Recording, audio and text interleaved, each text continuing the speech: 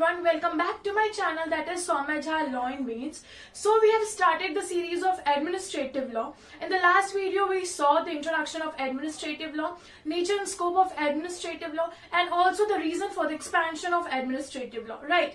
So अगर आपने वो video नहीं देखी है तो I'll provide the link in the description box below. You can check that video from there, right? You all must have heard about the famous case laws, that is Husainara Khatun versus State of Bihar, Qatar Singh versus State of Punjab. और आपको पता भी होगा कि ये सारे case law किन चीजों के लिए फेमस है, that is for speedy trial. क्या स्पीडी ट्रायल डायरेक्ट प्रोविजन दिए गए हैं हमारे आर्टिकल में, हमारे कॉन्स्टिट्यूशन ऑफ इंडिया में? नहीं, ये बेसिकली हमारे आर्टिकल 21 में इन चीजों के बारे में बात कही गई है, राइट? Speedy trial. तो क्या स्पीडी ट्रायल डायरेक्ट कहाँ से आता, कहाँ से, राइट? क्या हम लोगों को जो ये लॉज प्रोवाइड किए गए हैं, कुछ बेसिक कॉन्सेप्ट जो हमारा आर्टिकल 14 कहता है, equality before law and equal protection of law, इसका बेस क्या है, ये आता कहाँ से? जो हमें ये कहा गया कि जस्ट और फेयर रूल को ऑप्ट करना है, हमें इंडिपेंडेंस होना चाहिए जुडिशरी का, जुडिशरी इम्पार्शियल होनी चाहिए, ये बेसिकली आता कहाँ से? तो आज हम इन्हीं चीजों के बारे में डिस्कस करेंगे. सो आज का टॉपिक है हमारा रूल ऑफ लॉ, राइट? सो अगर रूल ऑफ लॉ के बारे में हम इंट्रोडक्शन के बारे में बात करें तो ये बेसिकली ये जो टर्म है रूल ऑफ लॉ, इसको डिराइव किया गया है from the French phrase that is law principle delegalized, which basically means government based on principles of law, which basically what does it means? Government based on principles of law. तो ये आपको समझ में आ गया होगा कि ये एक फ्रेंच फ्रेज है जो कि डिराइव किया गया है law principle delegalized, that is government based on principles of law.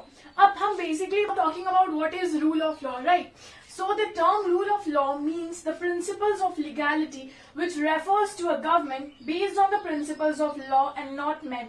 तो ये जो टर्म है हमारा रूल ऑफ लॉ, राइट? ये जो हमारा टर्म है rule of law, it basically means कि जो हमारा प्रिंसिपल्स है, it refers to the legality का प्रिंसिपल्स, राइट? लीगल प्रिंसिपल जो कि रेफर करता है गवर्नमेंट को, जो कि बेस्ड है प्रिंसिपल्स ऑफ लॉ पे, ना कि मेन पे, ठीक है? सो बेसिकली ये जो रूल ऑफ लॉ है ना, it is oppose to the principle of arbitrary power, right? It is oppose to the principle of arbitrary part. अब इस रूल ऑफ लॉ के बेसिकली दो एक्सपोनेंट्स रहे हैं हमारे, that is Edward Coke first and the another one is A V Dicey. A V Dicey ने इसके बारे में, रूल ऑफ लॉ के बारे में काफी डिटेल में लिखा है, अपनी बुक लॉ ऑफ कॉन्स्टिट्यूशन में लिखा है उन्होंने. 1885 की ये बुक है, तो इफ यू वांट आप इसको भी मेंशन कर सकते हो, right? This is also very important. Now moving forward, एक हम बहुत ही famous case law. Okay, so हमारा केस है that is of state of Bihar versus Sonawati Kumari, that is of 1961 का केस है हमारा. इसमें यह कहा गया that it is the essence of rule of law that every authority within the state including the executive government should consider itself bound by and obey the law. कि हर जो ये रूल ऑफ लॉ का essence है कि हर authority को जो state में है और एग्जीक्यूटिव गवर्नमेंट को इंक्लूड करके it should consider itself bound by and obey the law, right? ये कहा गया state of Bihar versus Sonawati Kumari के केस में, ठीक है? Okay, so now talking about A V Dicey, जैसा कि मैंने आपको बताया, उन्होंने एक बुक लिखा था लॉ ऑफ कॉन्स्टिट्यूशन 1885 में, जिन्होंने काफी डिटेल में उन्होंने बताया था कि रूल ऑफ लॉ क्या है. तो उनके अकॉर्डिंग, एवी डाइसी के अकॉर्डिंग, ये जो रूल ऑफ लॉ है ना, दिस इज ये कार्डिनल प्रिंसिपल है इंग्लिश लीगल सिस्टम का या इंग्लिश लॉ का, जिन्होंने, और उन्होंने कहा कि इसके बेसिकली 3 मीनिंग है. उन्होंने इस तरीके से उन्हें एट्रीब्यूट्स को रखा, that is supremacy of law, first is, second is हमारा equality before law, and third is हमारा प्रीडोमिनेंस ऑफ लीगल स्पिरिट. इन तीनों को हम एक एक करके आगे देखते हैं कि क्या होता है, ठीक है? इसके आगे हम ये भी देखेंगे कि एडवर्ड कोक ने क्या कहा था, बेसिक प्रिंसिपल्स क्या है हमारे इसके रूल ऑफ लॉ के, और आगे जाके हम देखेंगे टोटल 5 केस लॉज जो कि बहुत ही इंपॉर्टेंट है हमारे रूल ऑफ लॉ के लिए. So the first one is supremacy of law. So Dicey states that rule of law means the absolute supremacy of regular law as opposed to the influence of arbitrary power or wide discretionary power. So Dicey ये कहते हैं कि rule of law जो है वो एक ऐसा principal है जो कि completely opposite है arbitrary power के और discretionary power के, ठीक है?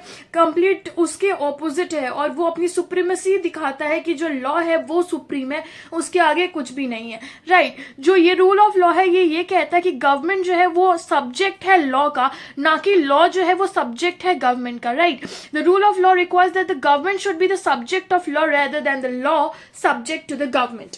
Next is equality before law. Dicey says that there must be equality before law, or the law subjection of all classes to the ordinary law of the land administered by the ordinary law courts. कि law जो ना equality होनी चाहिए, right? Equality before law होना चाहिए, हमने पढ़ा भी है. Next is predominance of the legal spirit. Dicey कहते हैं कि डाइसी कहते हैं कि ये जो जनरल प्रिंसिपल्स हैं हमारे कॉन्स्टिट्यूशन के, वो इंग्लैंड के कोर्ट के जुडिशियल डिसीजंस के रिजल्ट है. सो इस तरीके से हम कह सकते हैं कि जो हमारा रूल ऑफ लॉ का जो पॉस्टुलेट है वो जुडिशियल सुप्रीमेसी को भी दिखाता है. तो डाइसी इन चीज़ों को इस तरीके से एप्रीहेंड करते हैं, राइट. तो आई थिंक कि आपको ये तीनों चीज़ें समझ आ गई होंगी. That is supremacy of law, equality before law, and also predominance of legal spirit.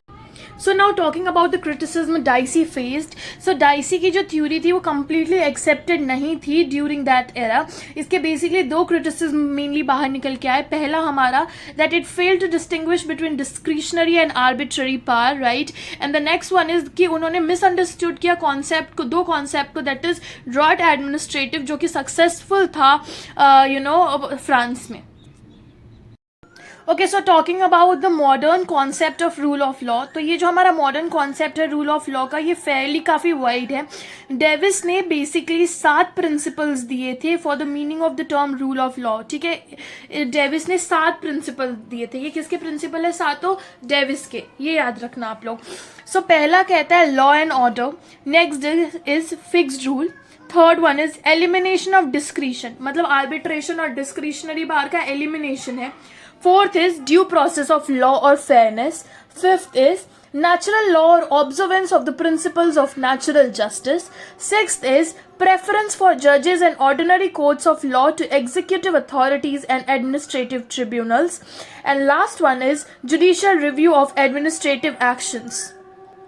Okay, जैसा कि मैंने आपको वीडियो के स्टार्टिंग में ही बताया था कि जो क्या हमारा जो आर्टिकल 14 है उसने एक्सेप्ट किया है इस रूल ऑफ लॉ के प्रिंसिपल को. So yes, the principle of rule of law is accepted by article 14 of the constitution of India, and it has mainly 2 rules. First, no man is above the law, and the next one is no man is punishable except for the breach of law. अब हम देखते हैं basic principles क्या है हमारे rule of law के. So now talking about the basic principles of rule of law. First one is law is supreme and nobody is above the law. Next is all the things should be done according to law, not as per whims. मतलब आपने whims and fancies के according law नहीं चला सकते हो चीज़ों को. It should be done as per the law, right? Third one is no person should be suffered except for the breach of law. Fourth, absence of arbitrary is the soul of the rule of law. ये soul है rule of law का. Fifth is equality before the law and equal protection of the law.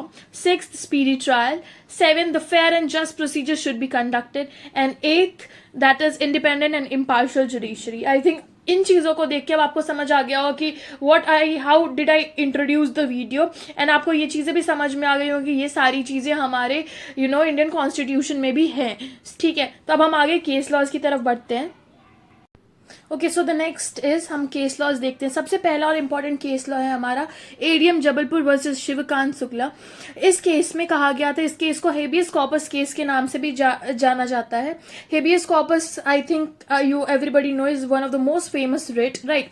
It is one of the most important case when it comes to rule of law. The question that was raised before the honourable court was the whether there was any rule of law in India apart from Article 21 of the Indian Constitution.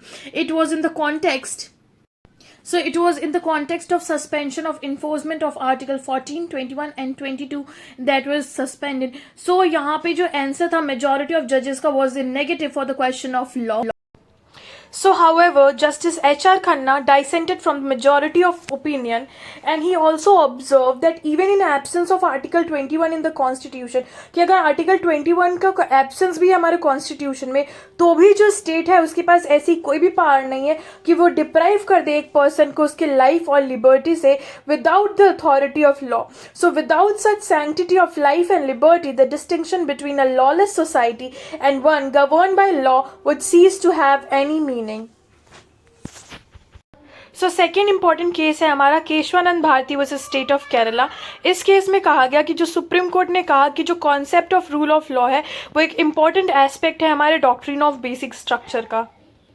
So the next one is union of India versus Raghubir Singh.